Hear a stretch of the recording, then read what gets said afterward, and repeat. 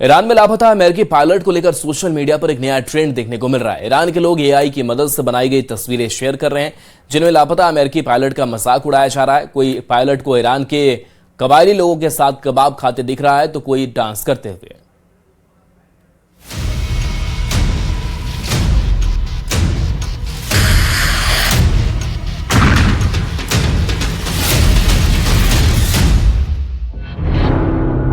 Trump ने जंगी jet का बदला ईरान के एटमी प्लांट पर हमला करके लिया।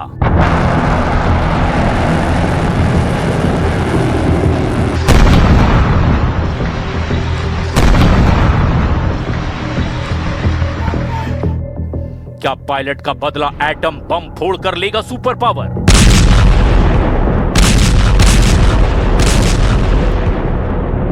ईरान के बुशर न्यूक्लियर प्लांट के करीब धमाके शुरू हो गए हैं। अमेरिका इजराइल के कई बम बुशर में फटे हैं।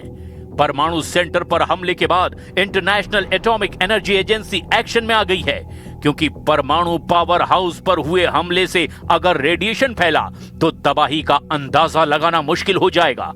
ईरान के विदेश मंत्री अब्बास अराक्ची ने बुशर एटमी सेंटर पर हमले के बाद ट्रंप को ऐसी तस्वीर दिखाई जिससे उनका दिमाग खराब हो गया है। अब्बास अराक्ची ने सोशल मीडिया पोस्ट कर लिखा, इजराइल यूएस ने अब तक हमारे बुशर प्लांट पर 4 बार बमबारी की है। Radio active fall out GCC यानी खाड़ी देशों की राजधानी में जिंदगी खत्म कर देगा, तेहरान में नहीं।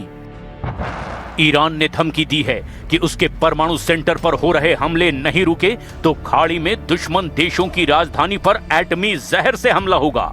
मगर अमेरिका का मूड बहुत ज्यादा खराब है। उसके जंगी जेट को ईरान ने मार गिराया है।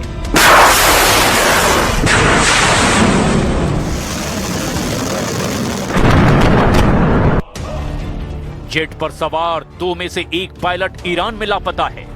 क्या ट्रंप का पायलट ईरान के जागरोस पहाड़ में फंस गया है? क्या ट्रंप का जंगी लड़ाका ब्लू बैटल ग्राउंड के ट्रैप में उलझा है?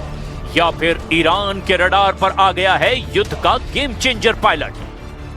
एक जेट का शिकार कर ईरान युद्ध में पूरी तरह हावी हो गया है। नतीजे में अमेरिका इजराइल बौखलाकर बेहिसाब बारूद बरसाने लगे हैं।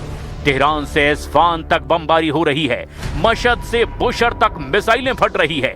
लेकिन ईरान भी कम नहीं। ईरान की सेना के साथ अब कबीले भी युद्ध में कूद पड़े हैं। ये दृश्य देखिए, कैसे अमेरिका के सबसे खूंखार फाइटर हेलीकॉप्टर ब्लैक हॉक को ईरान के लड़ाके राइफल से ढेर करने की कोशिश में जुटे हैं। द न्यूयॉर्क टाइम्स ने अमेरिकी इंटेलिजेंस के हवाले से चौंकाने वाली रिपोर्ट दी है। रिपोर्ट के मुताबिक अमेरिका इजराइल के हवाई हमलों से बचने के लिए ईरान ने नकली हथियार तैयार किए हैं। रिपोर्ट में कहा गया कि जमीन के नीचे बंकर और साइलो के डुप्लीकेट बनाकर ईरान असली हथियारों को छिपा रहा है। हथियारों के डमी डिपो बना करके ईरान ने घातक मिसाइलों को सलामत रखा हुआ है। ईरान इसीलिए हर दिन 30 बैलिस्टिक मिसाइलों और 100 से भी ज्यादा आत्मघाती ड्रोन से हमला करने में कामयाब हो रहा है।